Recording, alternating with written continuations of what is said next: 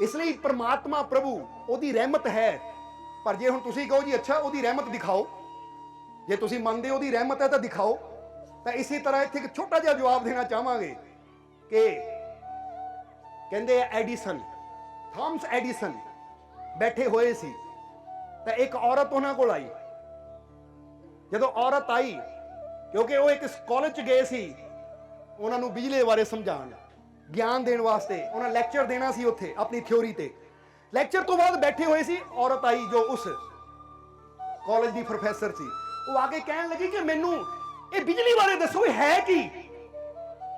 तो उसले एडिसन ने हस के कहा, कहंदे देख मैं तैनू इहदे उपयोग बारे दस सकदा हां कि इहदा उपयोग तू किद्दां किद्दां कर सकदी है, इह तू असीं की फायदा लै सकदे हां, इहदा की नुकसान हो सकदा है, उहदे बारे तो मैनू तैनू दस सकदा। पर जे तू कवे बिजली बारे दसो तो बिजली बारे मैं तैनू कुछ भी समझा नहीं सकदा, क्योंकि शब्दां तो बाहर दी गल है। हुण फर्ज करो तुहाडे घर च बिजली है कि नहीं, हुण कोई तुहानू पुछे बिजली तो की हो सकदा, तुसीं कहना पक्खा चल सकदा, देख बटन दबाया पक्खा चल पिया, आ बटन दबाया लाइट चल पई, आ बिजली दे नाल असीं कूलर चला लैंदे, एसी चला लैंदे, टीवी चला लैंदे आ, बिजली नाल आ हो जांदा ओ हो जांदा। कोई तुहानू पुछे बिजली है की, ओहदे बारे दस, तां कोई है एक उठ के दस दे बिजली की है। जे तुसीं बिजली दा इस्तेमाल करदे हो, कोई बचपन तो करदे आ गए कि नहीं, किहड़ा किहड़ा करदा है, सारे करदे हो ना, तो कमाल दी गल है तुहानू पता ही नहीं बिजली की है। तुसीं कहना बिजली बारे ਅਸੀਂ ਦੱਸ ਹੀ ਨਹੀਂ ਸਕਦੇ, ਇਹ ਸ਼ਕਤੀ ਤਾਂ ਹੈ ਜਿਹਨੂੰ ਅਸੀਂ ਜਾਣਦੇ ਹਾਂ ਕਿ ਹੈ, ਪਰ ਇਹਦੇ ਬਾਰੇ ਸਮਝਾਉਣਾ ਬੜਾ ਔਖਾ ਹੈ। ਇਹੀ ਤਾਂ ਪਰਮਾਤਮਾ ਹੈ। ਜੇ ਛੋਟੀ ਜਿਹੀ ਬਿਜਲੀ ਬਾਰੇ ਨਹੀਂ ਅਸੀਂ ਦੱਸ ਸਕਦੇ ਤਾਂ ਐਡੇ ਵੱਡੇ ਪਰਮਾਤਮਾ ਬਾਰੇ ਕਿੱਦਾਂ ਦੱਸ ਸਕਦੇ ਹਾਂ। ਉਹਦੀ ਰਹਿਮਤ ਦਾ ਉਪਯੋਗ ਕਿੱਦਾਂ ਕੀਤਾ ਜਾਵੇ, ਉਹਦੀ ਰਹਿਮਤ ਨੂੰ ਆਪਣੇ ਕੰਮ 'ਚ ਕਿੱਦਾਂ ਲਿਆਇਆ ਜਾਵੇ, ਉਹਦੀ ਰਹਿਮਤ ਨਾਲ ਆਪਣੀਆਂ ਬਿਗੜੀਆਂ ਕਿੱਦਾਂ ਬਣਾਈਆਂ ਜਾਣ, ਉਹਦੀ ਰਹਿਮਤ ਨਾਲ ਆਪਣੇ ਦੁੱਖ ਕਿੱਦਾਂ ਦੂਰ ਕੀਤੇ ਜਾਣ, ਉਹਦੀ ਰਹਿਮਤ ਨਾਲ ਖੁਸ਼ੀਆਂ ਤੱਕ ਕਿੱਦਾਂ ਪਹੁੰਚਿਆ ਜਾਵੇ, ਇਹਦੇ ਬਾਰੇ ਸਮਝਾਇਆ जा सकता है। पर वो की है उन्होंने समझाना बड़ा औखा है। उम्मीद है कि हुण समझ आ गई तुहानू कि परमात्मा की है। ओदी रहमत का इस्तेमाल तुसीं कर सकते हो, तुहाडे जीवन में कोई परेशानी है, ओदी रहमत वो परेशानी दूर कर सकती है। जिद्दां बंदा कहे मेरे रास्ते जा रुकावट है, तो तुसीं बिजली का झटका दे के रुकावट नूं हटा सकते हो। कई बार हुंदे ना कि बंदा करंट दे के ही बड़े बड़े पत्थर तोड़ दिंदा है, क्योंकि बिजली के झटके नाल ही हो जाता है। कई बार बल्ब फट जाते कि नहीं, जो ज्यादा वोल्टेज हो जाए, ज्यादा लाइट आए, पटाका पै जाता बल्ब का।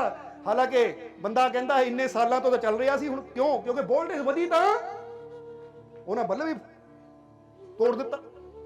यानी कहने का मतलब इसी तरह साडे जीवन च भी परमात्मा है, पर अगर साडे जीवन च परेशानियां है, तकलीफां, दुख है, रुकावटां है, तो असीं अपने अंदरले परमात्मा की एनर्जी नूं इन्ना वधा सकते हैं कि साडे अंदरलियां सारियां रुकावटां बल्ब की तरह पटाका हो जाए, यानी दूर हो जान और साडे रास्ते साफ हो जान, साडे जीवन च खुशियां आ जान। ये उपाय किया जा सकता है। क्योंकि कई बार पिछे स्विच हुंदा है, जिथे बिजली घर चों बिजली आती है ना, वो देख के भेजदे कितना लोड छड्डना है, वो ज्यादा छड्ड देण तां सारे घरां च पटाके पै जाण।